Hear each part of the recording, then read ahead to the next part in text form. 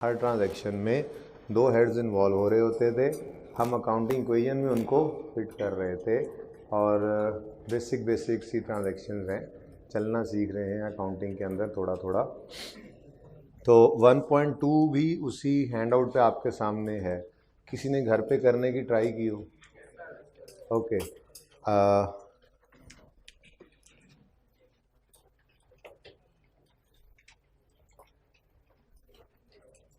आप लोगों को मैं 10 मिनट का टाइम देता हूँ।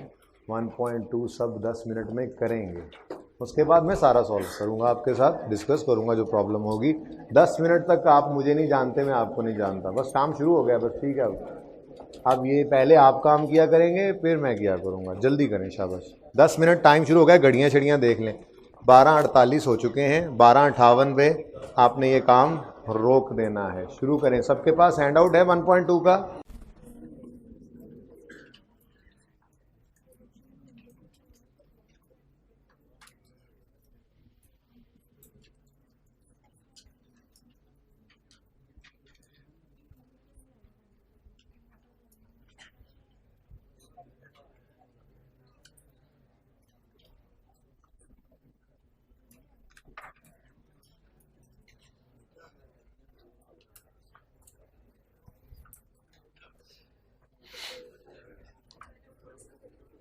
Times up. कितने बच्चे अभी भी सवाल कर रहे हैं? चलें, अगली बार जब सवाल दिया जाएगा टाइम भी कम किया जाएगा और आप लोगों ने भी हाथ नहीं खड़ा करना कि नहीं किया अभी तक कर रहे हैं, ठीक है? कितने बच्चों ने नहीं किया अभी तक? अब ना माने। चलें, जल्दी से अब इसको डिस्कस करते हैं, ठीक है? क्योंकि आपने क्वेश्चन कर लिया है तो ये ज़रा स्पीड से मैं डिस्कस कर लेता हूँ। जो ट्रांजैक्शन नहीं होगी उस पर तफसील से बात कर लेंगे, ठीक है जी? Mister G started the business of real estate consultant, property dealer है जी।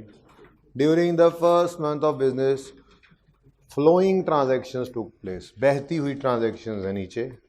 1 July started business with ₹100,000 through cash. क्या है ये? कैश तो है, और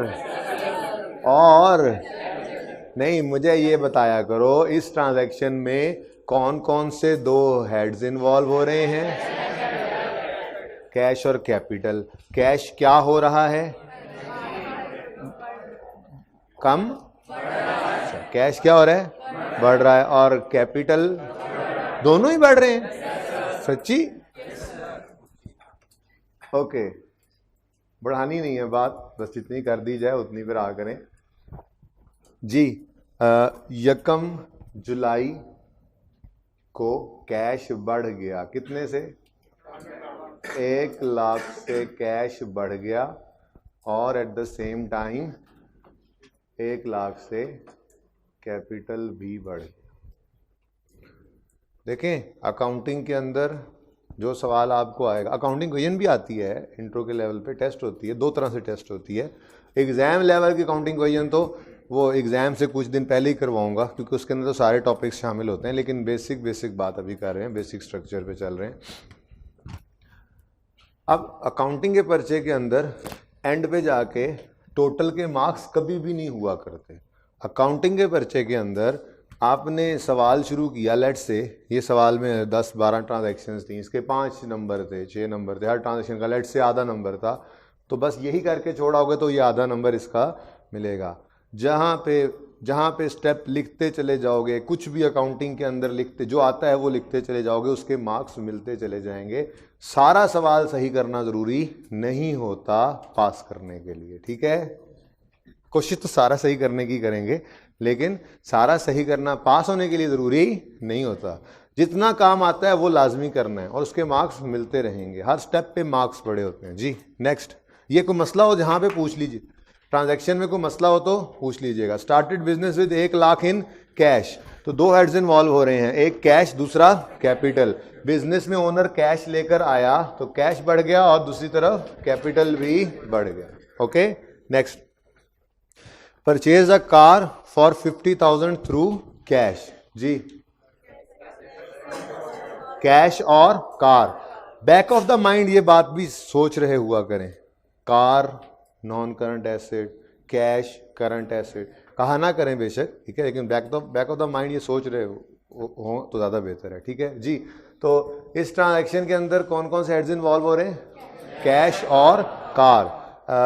कार खरीदी तो कार बढ़ गई और कैश कम हो गया, तो कार किस दिन? 3 जुलाई को कितने की कार खरीदी? 50,000 की कार खरीदी और कार बढ़ गई बिजनेस में और कैश कम हो गया। सही है? सही था यहां तक? Next 5 July, purchased office equipment for 5,000 through cash. जी बोलिए। कैश कम हुआ और ऑफिस इक्विपमेंट क्या लायबिलिटी है? अच्छा, तो ऑफिस इक्विपमेंट बढ़ा और दूसरी तरफ कैश कम हुआ। 5 जुलाई को 5 जुलाई को कितना ऑफिस इक्विपमेंट? 5 क्या? अच्छा, 5,000 से ऑफिस इक्विपमेंट बढ़ गया और सारी ट्रांजैक्शन यहीं पे हो जा रही हैं। इस तरफ अभी बहुत कम चीजें आएंगी। बहरहाल 8 July, purchased office equipment for 5,000 on account. On account को अंडरलाइन करें। ऑन अकाउंट का मतलब भी ऑन क्रेडिट ही होता है, यानी उधार। ऑन अकाउंट का लफ्ज क्या है जी? क्या मतलब है इसका? ऑन क्रेडिट, उधार, ठीक है जी। परचेज्ड, अच्छा कितने बच्चों को ऑन अकाउंट का मतलब पता चल गया था? चलें, बहुत अच्छे, एनईएफसी में कुछ ना कुछ पढ़ा है। Purchase office furniture for 5,000 on cash. जी sorry, purchased office furniture for 5,000 on account. जी, ऑफिस फर्नीचर बढ़ गया और कैश कम हुआ। उधार पे खरीदा है तो ऑफिस इक्विपमेंट बढ़ा है और एट द सेम टाइम एक बोझ बढ़ा है, यानी लायबिलिटी बढ़ी है। उस लायबिलिटी का नाम क्या है? क्रेडिटर नहीं कहेंगे, ठीक है। पेएबल, क्रेडिटर यूज किया करेंगे ट्रेडिंग एक्टिविटी वाली गुड्स के लिए सिर्फ, ठीक है। तो 2 हेड्स इन्वॉल्व हो रहे, पेएबल फॉर ऑफिस फर्नीचर और ऑफिस फर्नीचर। ऑफिस फर्नीचर में आ रहा है इंक्रीज, और बोलो तो गूंगो, ऑफिस इक्विपमेंट में आ रहा है इंक्रीज, और पेएबल फॉर ऑफिस फर्नीचर में भी आ रहा है इंक्रीज। ऑफ फर्नीचर बस सब जगह कम है जरा। ऑफिस फर्नीचर कितने से बढ़ा? 5,000 से, और दूसरी तरफ पेएबल फॉर ऑफिस फर्नीचर भी एक लायबिलिटी थी, वो बढ़ गई। जी कितनी? 5,000। किस दिन? 8 जुलाई। सही है?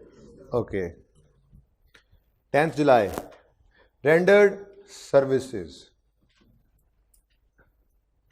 रियल एस्टेट वाले का काम क्या है? कैसे सर्विसेज प्रोवाइड करता है? वो एक मिडल मैन है। ओनर जाता है उसके पास, मेरे पास घर खाली है, किराए के लिए चढ़ाना है, वो कहता है ठीक है। टेनेंट जाता है, किराएदार जाता है उसके पास, वो कहता है मुझे मकान चाहिए। तो वो दोनों के दरमियान मिडल मैन है, वो अपनी सर्विसेज देता है लोगों को, उसके अगेंस्ट कमीशन जो है वो उसकी इनकम होती है, ठीक है। तो सर्विसेज दी हैं उसने, एजेंट के तौर पे वो काम कर रहा होता है, ठीक है। वो इस तरह से लिख दिया उन्होंने, rendered services and received agency commission of 40,000 through cash. तो अगर एक रियल एस्टेट कंसल्टेंट है तो जो एजेंसी कमीशन उसने रिसीव किया वो उसका क्या है? ये उसकी इनकम है। उसकी क्या है? इनकम है। इनकम बढ़ गई और दूसरी तरफ कैश भी बढ़ गया। इनकम बढ़ी और कैश बढ़ा, इनकम बढ़ी और कैश। अब कैश तो हमारे पास पता है बढ़ रहा है, यहाँ पे लिख देंगे कितना बढ़ा है वैसे, लेकिन इनकम का कॉलम मौजूद नहीं है। तो उसके लिए हमने क्या कहा था, इनकम का बढ़ना, कैपिटल का बढ़ना, और एक्सपेंस का बढ़ना, कैपिटल की कमी लिया करेंगे। ठीक है, शायद बिल्कुल क्लियर सबको ये बात ना भी हो रही हो अभी, लेकिन कुछ इंतज़ार करना पड़ेगा। जब हम profit and loss balance sheet बनाने पर पहुंचेंगे तो ये बात बिल्कुल क्रिस्टल क्लियर हो जाएगी कि इसके पीछे क्या कॉन्सेप्ट था, ये बात क्यों इस तरह से कही जा रही होती थी।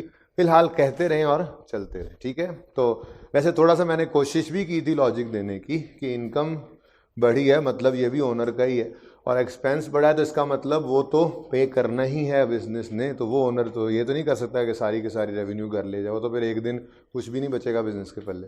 ठीक है, तो बहरहाल प्रॉफिट ही एक्चुअली क्या चीज़ है जो बिजनेस ने कमाया, उसको कैपिटल में ऐड किया जाता है। बहरहाल हम इसको अलग अलग ही लेकर चलते हैं। फिलहाल क्या कहा करते हैं हम, रेवेन्यू सेल्स बढ़ें तो कैपिटल बढ़ जाएगा, और एक्सपेंसेस बढ़ें तो कैपिटल की कमी के तौर पे शो करना है, क्योंकि इनकम और एक्सपेंस की यहाँ पर कोई जगह नहीं है हमारे पास। एसेट्स, कैपिटल, लायबिलिटीज, इन तीनों के अलावा वो दो हेड्स थे, तो फिर इनकम्स और एक्सपेंसेस की जो मूवमेंट है वो कैपिटल को हिट किया करती है, तो हम कैपिटल को ही उसका इम्पैक्ट देते हैं ट्रांजैक्शंस में।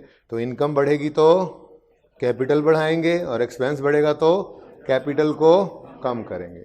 ओके, चलें, तो 40,000 से कैश बढ़ा और 40,000 से इनकम बढ़ी। इनकम का बढ़ना, कैपिटल का बढ़ना। आपने कभी इसको डायरेक्ट नहीं बोलना, ऐसे ही बोलना है जैसे मैं बोल रहा हूँ। यूँ नहीं कह देना कि सर्विसेज से इनकम हुई आपको जी 40,000 से कैश बढ़ा और कैपिटल बढ़ा, नहीं, ये बोलना है लाजमी, क्योंकि ये तो किसी चीज़ की तैयारी में शुरू किया हमने, किसी चीज़ की तैयारी में लगे हुए हैं जहाँ पे अल्टीमेटली हमने पहुँचना है। तो ये बात ऐसे ही कहनी है जैसे मैं हर बार आपको कह रहा हूँ, कैश बढ़ा 40,000 से और 40,000 से इनकम बढ़ी। इनकम ये कहकर फिर अगली बात कहनी है, इनकम का बढ़ना कैपिटल का बढ़ना है। क्लियर है ये बात? ऐसे ही कहोगे ना हर दफा? Okay, next, rendered agency services for 30,000। Rendered का मतलब सर्विसेज दे ली हैं। अच्छा, अगर कोई सर्विस दे ली इस बंदे ने, तो क्या इसका हक एस्टैब्लिश हो गया है इनकम का? रिसीव होना ना होना तो बाद की बात है, हक एस्टैब्लिश हो गया है, बोलो। अगर आपके जिम्मे, देखें मैं आपको ट्यूशन पढ़ाता हूं, अगर ठीक है, आपने मेरे से 1 महीना ट्यूशन पढ़ ली, जब 1 महीना ख़त्म हो गया तो क्या मेरा ये हक बन चुका है कि मैं आपसे वो फीस ले लूं? बोलें। अगर आपने वो पे नहीं की तो इसका ये मतलब नहीं है कि मैंने अभी मेरे ज़िम्मे क्या था? मेरे ज़िम्मे क्या था? 1 महीने आपको वो सर्विस देना। जब मैं 1 महीने के लिए वो सर्विस आपको दे चुका हूं तो अब मेरा हक तो बन चुका है, मेरी इनकम बन चुकी है। वो इनकम आपसे मुझे रिसीव हुई या नहीं हुई, ये बाद की कहानी है। बात समझ आ रही है? तो भाई कैश का आना जाना ये हमारी अकाउंटिंग के अंदर कभी भी माने नहीं रखा करता। एक बेसिक पिलर है अकाउंटिंग का, 2 पिलर्स हैं, दूसरे का नाम तो आखिरी क्लास में जाके आएगा, फाइनेंशियल स्टेटमेंट्स, जिसके ऊपर हम कहते हैं जिन 2 पिलर्स के ऊपर फाइनेंशियल स्टेटमेंट्स खड़ी हैं, नाम चलें आज ले लेता हूं। एक है एक्रूअल बेसिस ऑफ अकाउंटिंग, दूसरा going concern assumption. Going concern assumption क्या होती है वो आखिरी क्लास में समझाऊंगा, जरूरत नहीं है उसके अलावा, बस थ्योरेटिकली समझाऊंगा उस वक्त। और दूसरी है एक्रूअल बेसिस ऑफ अकाउंटिंग। हम जितनी अकाउंटिंग करते हैं वो इस एक्रूअल बेसिस के ऊपर करते हैं। अब ये बस नाम की हद तक फिलहाल याद रखो, इसमें होता क्या है वो ही समझाने लगा हूं। मतलब आपने रिलेट भी नहीं करना इस नाम के साथ, चले यूं कर लें। मैं आपको रूल पढ़ाने लगा हूं कि अकाउंटिंग में हम कब रेवेन्यू या इनकम रिकॉर्ड कर लेते हैं। तो देखिएगा,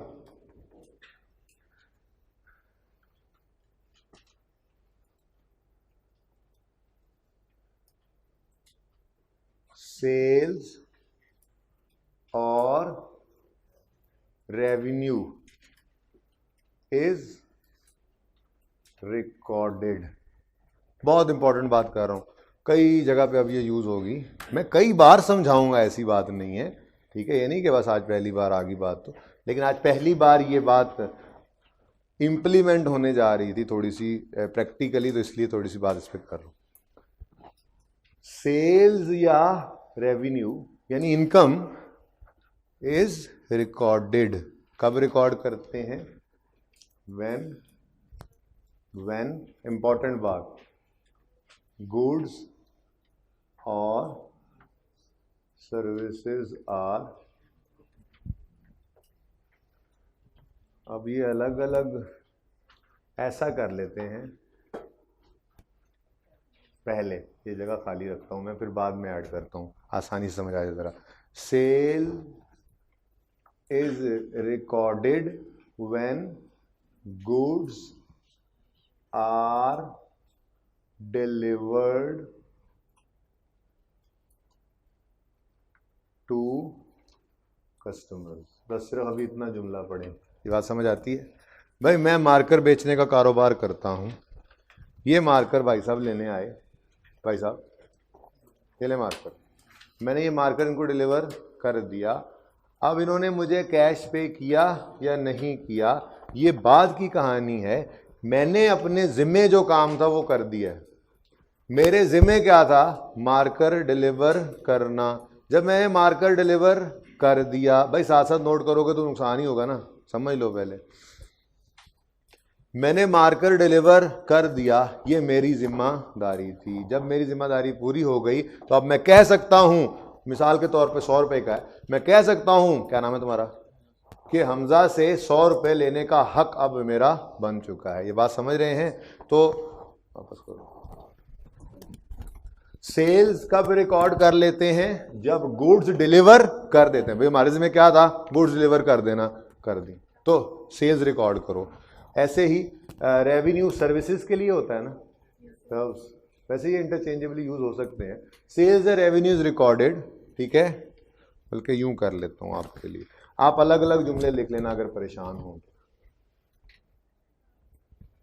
अब मैं सिर्फ ब्लू पढ़ूंगा, स्लैश में सिर्फ ब्लू पढ़ूंगा।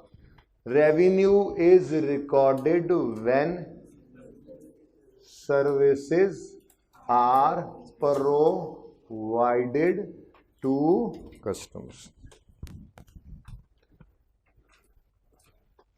समझाया आपको?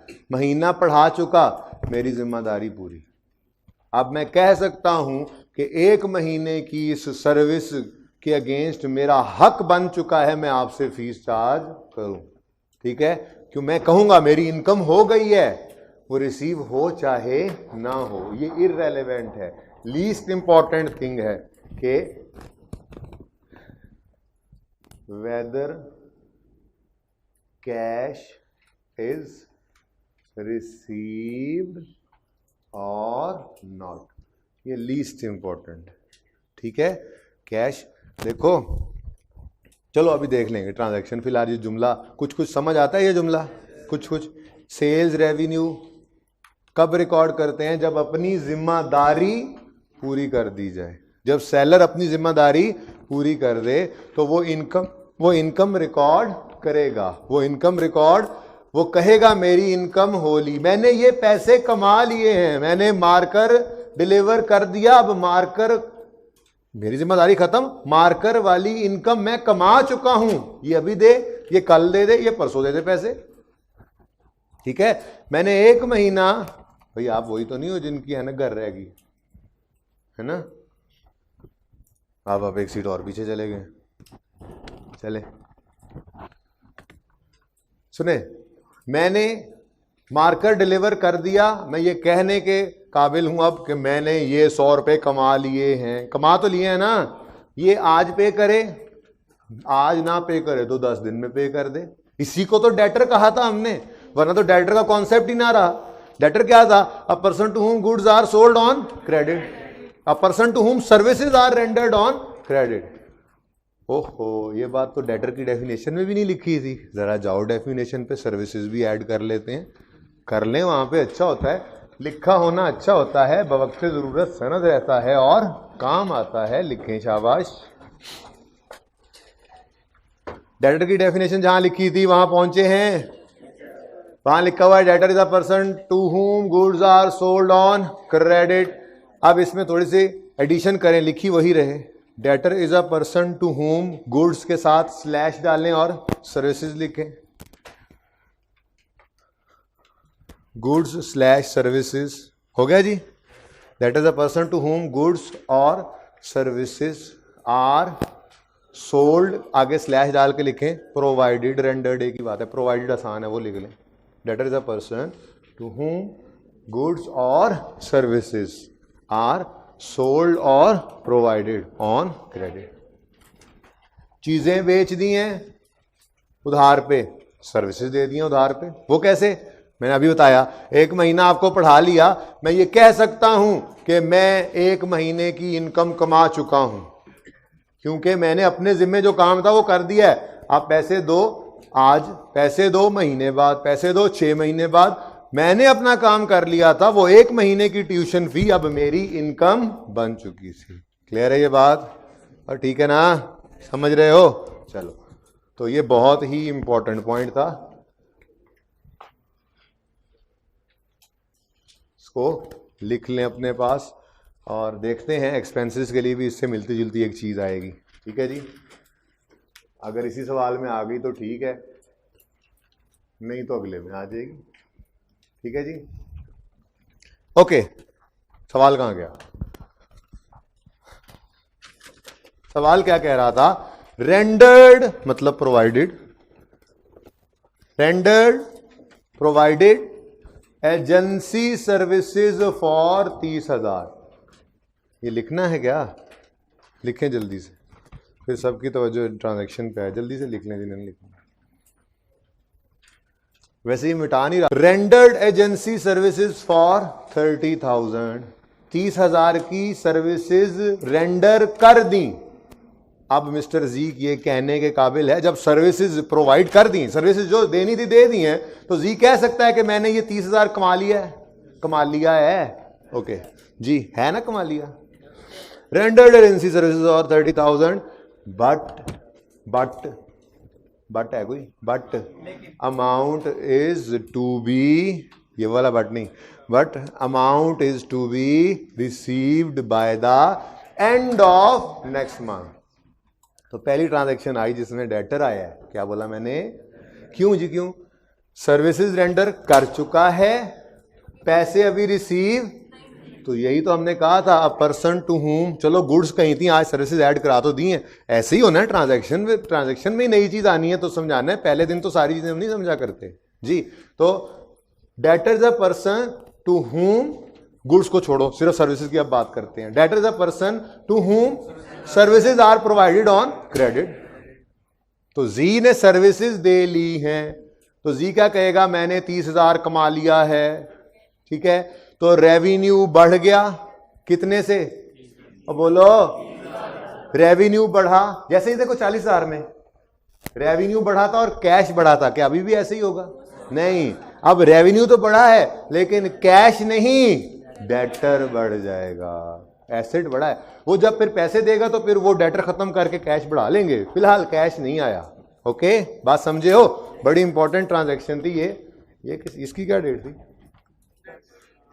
10। अच्छा जी, अब कौन सी डेट पे हम? 13 जुलाई। समझ आई है? मुश्किल ट्रांजैक्शन थी ये, आज की नई बात थी जी। सर्विसेज रेंडर्ड ऑन क्रेडिट, तो क्या है? डेटर। तो जब हम कह रहे हैं 30,000 उसने कमा लिया है, पैसे अभी रिसीव नहीं हुए, तो जब कमा लिया है तो रेवेन्यू तो बढ़ गया। अब रेवेन्यू बढ़ना तो आ गया, ड्युअलिटी कॉन्सेप्ट है, दूसरा भी कुछ ना कुछ। आपको जी कैश नहीं बढ़ा, बट ठीक है रेवेन्यू बढ़ गया, और तो कुछ हो नहीं सकता।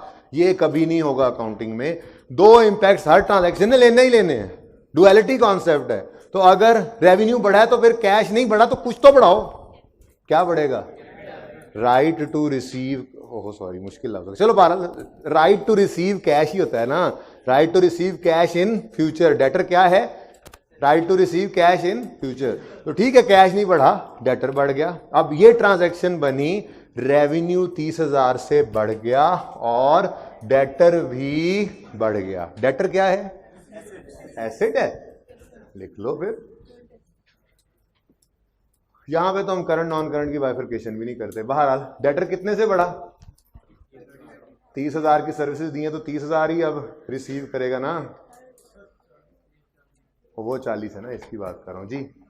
30,000 और ठहर जाओ, रिसीव जब होगा तब देखेंगे। क्या कौन आप ये कौन बोल रहा है, ये कौन बोला है, सामने आओ सामने आओ जरा। हाँ आप ये कहना चाह रहे हो, कुछ कहना नहीं था इसको, बस ये कहना चाह रहे हो कि रिसीव हो तो इनकम रिकॉर्ड करें। नहीं तो मैं कह रहा हूं कि वो अगर आप सोचें भी सही तो ये नहीं सोचना।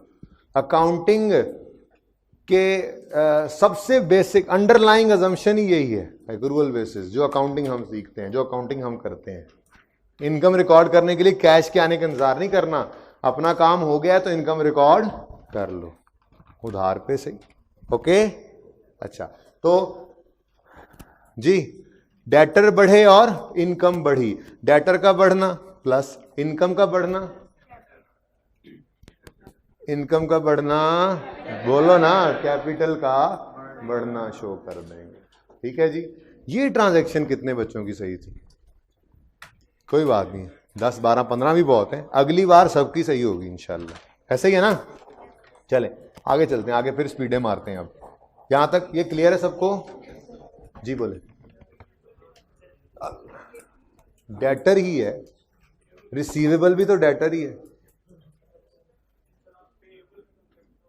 देखो जो बंदा कंसल्टेंसी, ये रियल एस्टेट कंसल्टेंट है, इसका तो मेन बिजनेस यही है ना, तो मैं इसको डेटर क्यों ना कहूं अगर आप उस बात को करना चाहें तो। हाँ अगर फिक्स एसेट बेच देता मैं और उधार पे बेचता तो पैसे तो वहां से भी आने थे, उसको रिसीवेबल कह देता। ये उसकी नॉर्मल एक्टिविटी है। जो नॉर्मल ट्रेडिंग एक्टिविटी से डेटर क्रेडिटर क्रिएट होते हैं उनको डेटर क्रेडिटर ही कहते हैं। और जो नॉर्मल एक्टिविटी से हट के होते हैं, नॉर्मल एक्टिविटी से हटना क्या है? मैंने आपको कहा एक दुकानदार ऊपर कैंटीन वाला है, वो रोज समोसे लाता है बेचता है, रोज बिस्किट लाता है बेचता है, रोज बोतलें लाता है और बेचता है, रोज जूस ला रहा है और बेच रहा है। लेकिन क्या वो रोज फर्नीचर ला रहा है और बेच रहा है? क्या वो रोज यूपीएस ला रहा है बेच रहा है? क्या वो रोज जो है वो ओवन ला रहा है और बेच रहा है? नहीं। तो उसकी नॉर्मल एक्टिविटी क्या है? ये चीजें खरीदना और बेचना। तो उससे जो वो चीजें बेचे उधार पे या खरीदे उधार पे, वो क्रेडिटर डेटर कहलाएंगे। लेकिन अगर वो फिक्स एसेट बेच देता है किसी को उधार पे, उसने ओवन बेचा, वहीं पे एक और यहीं पे एक एम्प्लॉय था, उसको ओवन बेच दिया, उन्हें कहा जी अगली सैलरी पे आपको पैसे दे दूंगा, अब वो इसको डेटर नहीं कह सकता। ठीक है, वो इसको क्या कहेगा? Receivable for oven. ओके सही है जी स्टूडेंट? हाँ जी बिल्कुल, मैंने कल ये कहा था कि हम ज़रा इस कन्फ्यूजन से बचाते हैं खुद को। जो ट्रेडिंग एक्टिविटी है उसके साथ सिर्फ डेटर क्रेडिटर लिख देते हैं, काम चल जाता है। सिर्फ डेटर क्रेडिटर लिखने का मतलब ही ये है कि ये नॉर्मल ट्रेडिंग एक्टिविटी है। भाई डेटर का मतलब भी रिसीवेबल है और रिसीवेबल का मतलब भी रिसीवेबल ही है। ठीक है, बस थोड़ा सा हमने अलग किया है। फिक्स एसेट वगैरह के साथ जो नॉर्मल एक्टिविटी ना हो रिसीवेबल लिख देते हैं, बाकी हर जगह डेटर लिखते रहते हैं। बचपन है ना, ज़रा 55 तक जाते जाते फिर क्लियर हो जाएंगी ये बात। ओके कहाँ थे हम? 17 paid for office furniture which in cash which was purchased on 8 जुलाई। ये जो हमने खरीदा था 5000 का, उस वक्त लायबिलिटी थी, आज कैश में पेमेंट कर दी, तो एक लायबिलिटी पे करें तो क्या इंपैक्ट पड़ रहा होता है? ट्रांजैक्शन क्या बनी? वो लायबिलिटी खत्म और उधर से कैश भी खत्म। 5000 कैश कम होगा ना, लायबिलिटी भी कम हो जाएगी। तो लायबिलिटी 5000 से कम हो गई और कैश भी 5000 से कम हो गया। 17 जुलाई।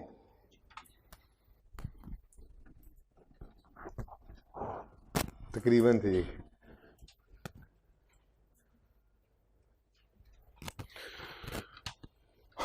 ओके जी,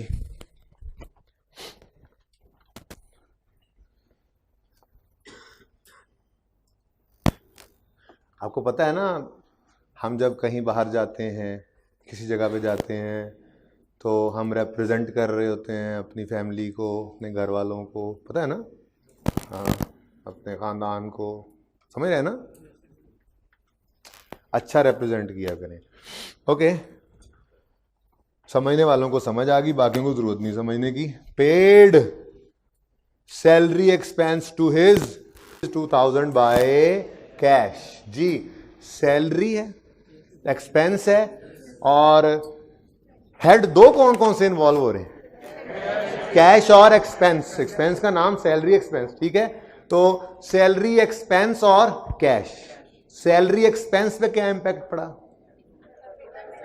नहीं, पहले मैंने आपको कहा डायरेक्ट बात नहीं करनी, पहले एक्सपेंस इनकम का बताना है। जैसे मैंने कहा इनकम बढ़ी तो कैपिटल बढ़ाओ, ठीक है। मुझे वो आखिरी हमारे पास और हल कोई नहीं होता, हम कैपिटल के अंदर जाके इंपैक्ट डाल रहे होते हैं। ट्रांजैक्शन अपनी ओरिजिनल हालत में बोला करो पहले, जी इनकम बढ़ी, रेवेन्यू बढ़ा तो कैश बढ़ा, ठीक है। ऐसे ही एक्सपेंस बढ़ा तो कैश कम हुआ, ट्रांजैक्शन ऐसे बोलना, फिर देखना कैश तो पड़ा था, अब इनकम का क्या करें, एक्सपेंस का क्या करें। ओके, सही है ना। तो मुझे बताओ ट्रांजैक्शन में क्या है, एक्सपेंस बढ़ा है और कैश कम हुआ है। एक्सपेंस बढ़ा है और कैश तो पड़ा हुआ था। किस दिन, वैसे किस दिन, कंटिन्यू करते हैं। 26 को क्या हुआ, एक्सपेंस बढ़ा, सैलरी एक्सपेंस बढ़ गया, कैश कम हो गया। कैश का कम होना तो दिखा लिया, कितने से, 2000 से कैश कम हुआ। अब एक्सपेंस का बढ़ना यहां पे कहीं शो नहीं कर सकते, अपना हेड नहीं है, तो कैपिटल पे इंपैक्ट डालना है। तो एक्सपेंस का बढ़ना, कैपिटल का बढ़ना, ओके, एक्सपेंस का बढ़ना, कैपिटल की कमी। Clear. Next 27, paid salary expense 1500 by cash 27 जुलाई। अब क्या सोचना है इस पे, जल्दी से बोलें। कैश कम हुआ और एक्सपेंस बढ़ा, एक्सपेंस का बढ़ना, कैपिटल की कमी, कितने से, 1500 से। एक्सपेंस का बढ़ना, कैपिटल की कमी, और कैपिटल कम किया और कैश भी। ओके, क्या कह रहे हैं आप, 1500 तो लिखा हुआ है। 28, रेंट एक्सपेंस ऑफ शॉप 3000 पे किया थ्रू कैश। रेंट एक्सपेंस बढ़ा, कैश कम हुआ। रेंट एक्सपेंस बढ़ा, कैश कितना, कैश तो कम होना शो कर लिया।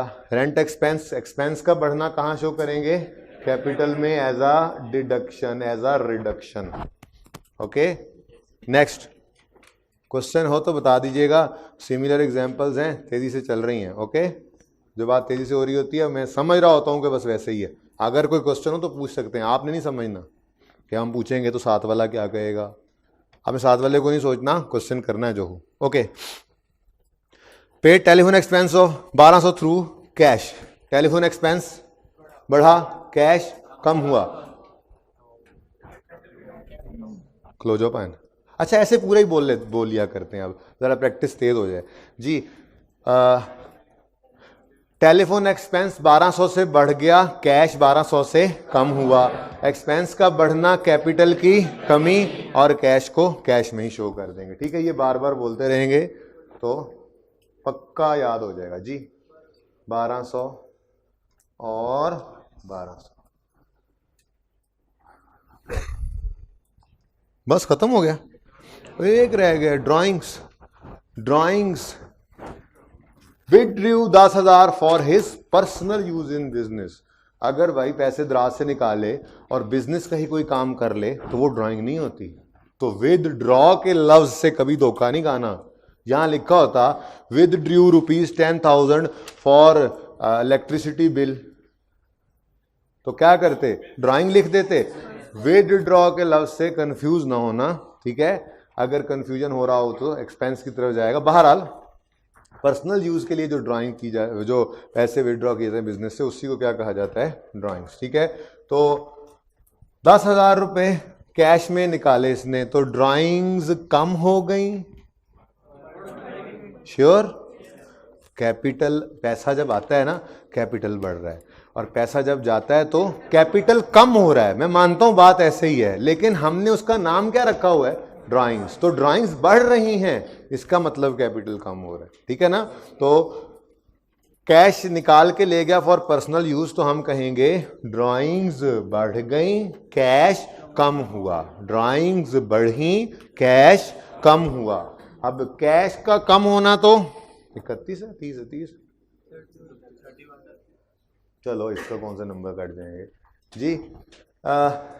ड्राइंग्स बढ़ी और कैश कम हुआ, कितने से, 10,000 माइनस 10,000, कैश तो कम हो गया। अब सेल और एक्सपेंस की तरह से ड्राइंग्स की भी कोई था नहीं है, यहाँ पे था समझते हैं जगह, तो उस ड्राइंग का मतलब कैपिटल का कॉन्ट्रा है। ड्राइंग का बढ़ना कैपिटल की कमी है। ड्राइंग का बढ़ना बिजनेस रिलैक्स फील करेगा। ड्राइंग से पैसे निकाल के ले गया ना, पेबल टुवर्ड्स ओनर कम हो रहा है, ठीक है। तो ड्राइंग्स का बढ़ना दरअसल वो क्या है, कैपिटल की कमी का ही नाम है। तो माइनस, कितने बच्चे ऐसे जिनकी सब ट्रांजैक्शन सही थी, चलें, जिनकी 8 ठीक थी, 10 वाले भी उसमें शामिल हैं, सब या 8, सब ठीक थी या 8, सब ठीक थी या 6, सब यानी 6 या उससे ज्यादा जिसकी भी सही थी वो सब दोबारा हाथ खड़े करें, ठीक है, यानी कि तकरीबन पास ही हैं। जिसकी 5 से भी कम ठीक थी होंगे, मान नहीं रहे, जल्दी से बांटो सब।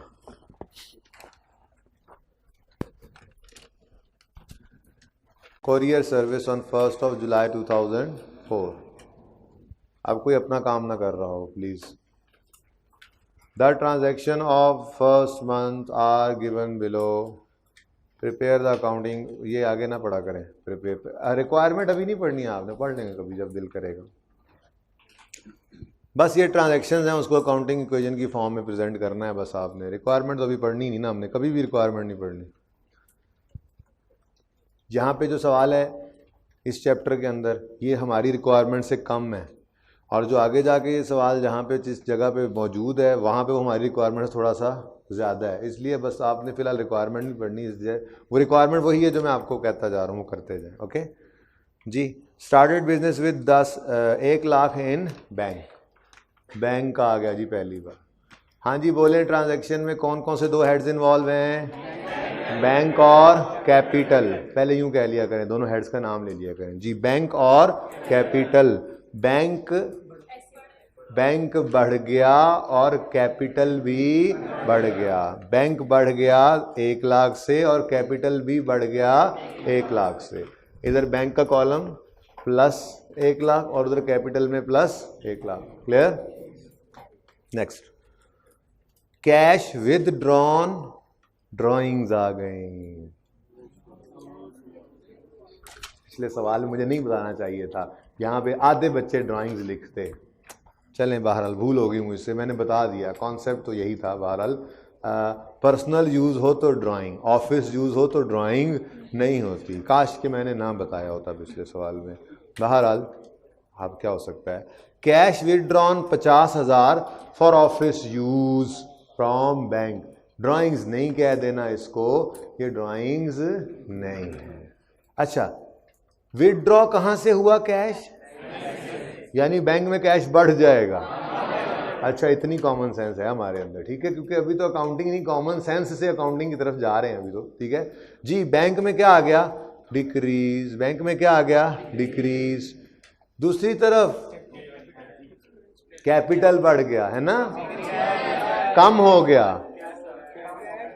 सब लोग गलत हैं, कैपिटल भी कम नहीं हुआ। कोई घर लेके नहीं गया कि ड्राइंग्स हैं भाई, तुमने कैसे ड्राइंग्स कह ली, ड्राइंग्स हो रही हैं। और कोई बात आई थी यहाँ से, कैश कैसे कम हुआ। अच्छा भाई, ये एक्सपेंस भी नहीं था, कंफ्यूज नहीं होना था कि एक्सपेंस बढ़ गया और कैश कम हुआ। कहाँ हुआ एक्सपेंस, अभी वो कह रहा है हमने बिजनेस शुरू किया था, 1 लाख रुपए उठा के अकाउंट में जमा करा दिया था।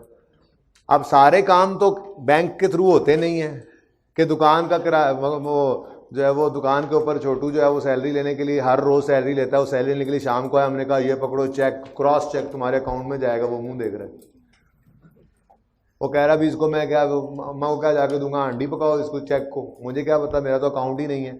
तो सारे काम बिजनेस के अंदर बैंक के थ्रू नहीं हो सकते। तो लाख रुपए से बिजनेस शुरू किया, सारा पैसा कहां रख दिया, बैंक में। अब बिजनेस के अंदर दुकान पे भी कैश की जरूरत तो होती ही है, कई काम कैश में होते हैं, तो बैंक से पैसे निकाल लिए हैं, अभी कहीं खर्च नहीं किए। तो भाई ऐसे ही है कि मैंने एक जेब से पैसे निकाल के दूसरी जेब में डाले और कुछ भी नहीं है। बैंक से पैसे निकल गए, कैश वाली दराज में दुकान के अंदर रख दिए। तो ये ट्रांजैक्शन भी इंपॉर्टेंट थी, नई ट्रांजैक्शन थी आपके लिए।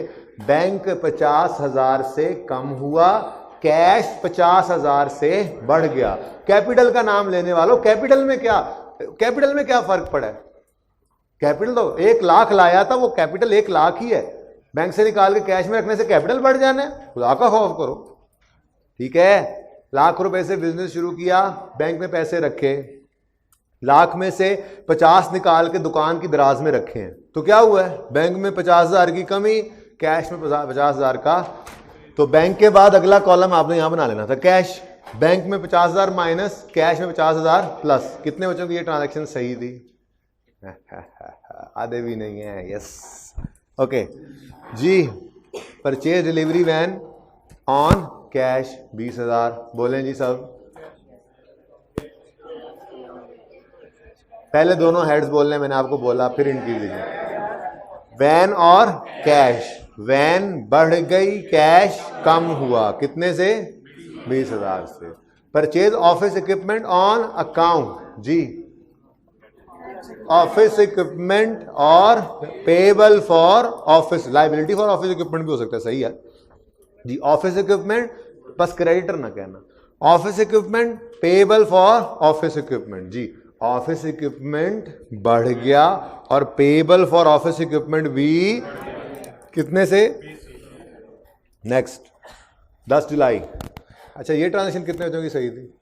टिक करते रहा करें साथ साथ, ठीक है। बुक जब आ जाएगी, ये क्वेश्चन बुक में से ही कॉपी करवा रहा हूँ, टेंशन ना लिया करें, ठीक है। सोल्यूशन भी होगा वो ऐसे ही होगा जैसे कर रहे हैं, लेकिन आपको जरूरत नहीं है, बस मैं आपके साथ चेक कर तो रहा हूँ। 10 July, took loan from bank 1 lakh in cheque. Took loan, पहले तो ये बताओ, लोन लिया है बैंक से, लायबिलिटी तो बढ़ गई। दूसरी तरफ क्या हुआ है? कैश बढ़ गया, कैश बढ़ा, बैंक कैश दे रहा है तो चेक दे रहा है तो कैश ही हुआ ना भाई। देखो, ऐसी कोई अलमारी मैंने तो आज तक नहीं देखी कि याद हुई हो कि उसमें एक तरफ चेक डालें, दफ्तर में पड़ी हो, दूसरी तरफ से कैश निकल आए। आपके पास चेक है तो आपको बाहर हाल बैंक जाना ही पड़ेगा। चेक जो होता है वो बैंक अकाउंट में ही ट्रांसफ़र होता है, पैसे बैंक अकाउंट में ही आते हैं। तो अगर किसी ने चेक दिया है तो कैश इन्वॉल्व नहीं हुआ करेगा, बैंक इन्वॉल्व हुआ करेगा। क्लियर जी। तो क्या हुआ है, बैंक ने जो लोन दिया है वो एक तरह से चेक दिया है, वो अकाउंट में ही ट्रांसफ़र होगा। बैंक ने चेक लिख के दे देगा, उनका होगा अपने करंट अकाउंट में डाल दो, उसके अंदर ये पैसे ट्रांसफ़र हो जाएंगे, ठीक है। तो बैंक ने लोन दिया, चेक के थ्रू दिया, तो बैंक लोन तो बढ़ गया, लोन लायबिलिटी तो बढ़ गई। दूसरी तरफ क्या कम हुआ है? कुछ भी नहीं कह दें, कुछ भी नहीं कम हुआ, बल्कि दूसरी तरफ भी इंक्रीज आया है। किसमें? बैंक में। तो बैंक बढ़ गया और loan from bank, liability from bank, payable to bank, जो मर्जी कह लें, बस क्रेडिटर नहीं कहना, ठीक है। क्रेडिटर का नाम मखसूस ट्रेडिंग एक्टिविटी के लिए, उसके अलावा जो लायबिलिटी हुआ करेगी उसको उसके नाम से पुकारेंगे। Liability towards bank, loan from bank, payable to bank, कह लो, क्रेडिटर ना कहना। समझ आ रही है ना बात की? वो किसी काम के लिए मखसूस कर दिया हमने, है लायबिलिटी सारी ही, ठीक है। तो लोन फ्रॉम बैंक बढ़ गया और बैंक भी बढ़ गया। बैंक यहाँ पे एसेट बढ़ा और उधर लायबिलिटी बढ़ी। Clear. Rendered services receive revenue 30,000 in cash जी। कैश बढ़ा और रेवेन्यू बढ़ा। बोलो, कैश बढ़ा और रेवेन्यू, कैश का बढ़ना पॉजिटिव यहाँ पे और रेवेन्यू का बढ़ना कैपिटल का बढ़ना।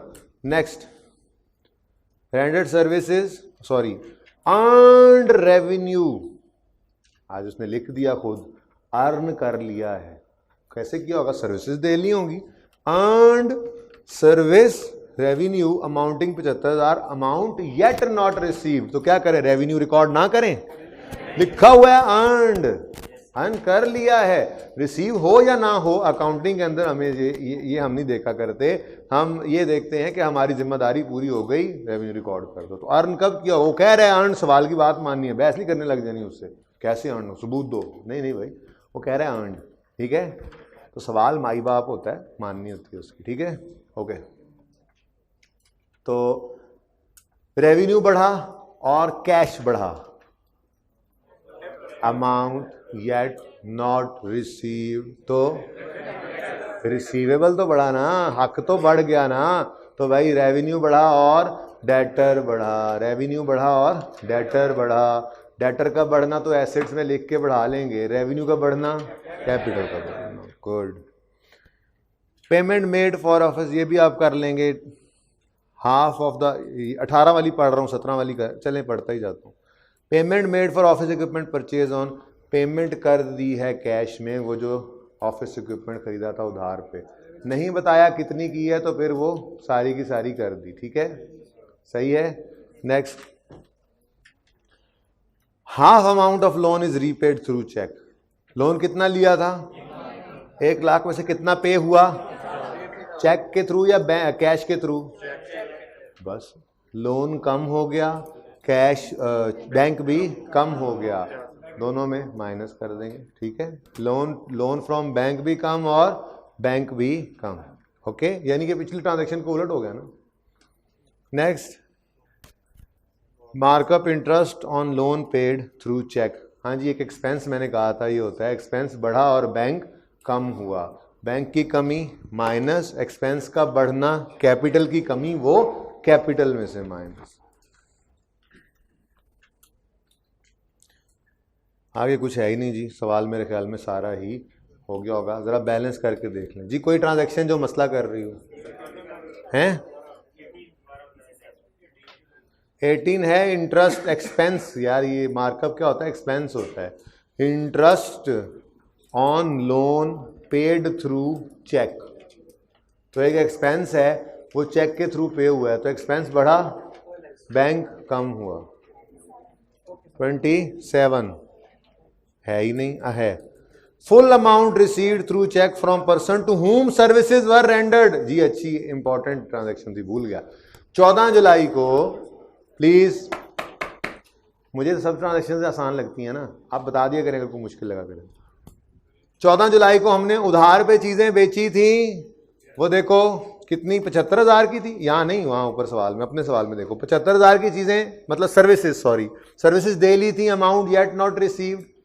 बोलो, सर्विसेज दे ली थी, पैसे रिसीव, हमने कहा था रेवेन्यू बढ़ा लो यानी कैपिटल बढ़ा लो और डेटर बढ़ा लो। वो कह रहा है आज उसने पैसे दे दिए हैं, फुल अमाउंट उसने दे दी है थ्रू, मतलब वो डेटर जो था अब वो डेटर नहीं रहा, क्योंकि वो डेटर क्यों था? उससे पैसे आने थे, जब पैसे आ गए तो वो डेटर नहीं रहा, तो हमारा बैंक बढ़ गया, दूसरी तरफ डेटर कम हो गया 75,000 से। ये बात समझ आ गई? हाथ खड़ा कर दें, हाथ खड़ा करें जिनको समझ आ गई, नहीं समझ आई वो हाथ खड़ा करें। दोबारा सुने, डेटर से, जैसे ये सवाल अगर चलता आगे, मिसाल ये सवाल में डेटर कहां गया, ये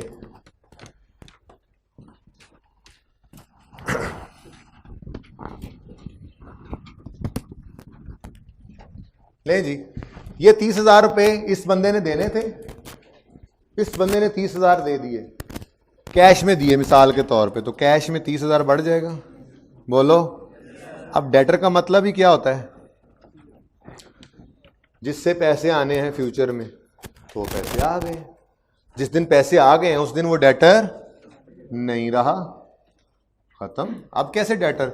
हम कह रहे हैं right to receive cash in future, वो कह रहा भाई दे देता है, हूं केड़ा राइट, मेहरबानी करो, पैसे देने थे दे दिए, बस खत्म। अब और सही है, बाकी क्लियर है, ऐसा ही है ना।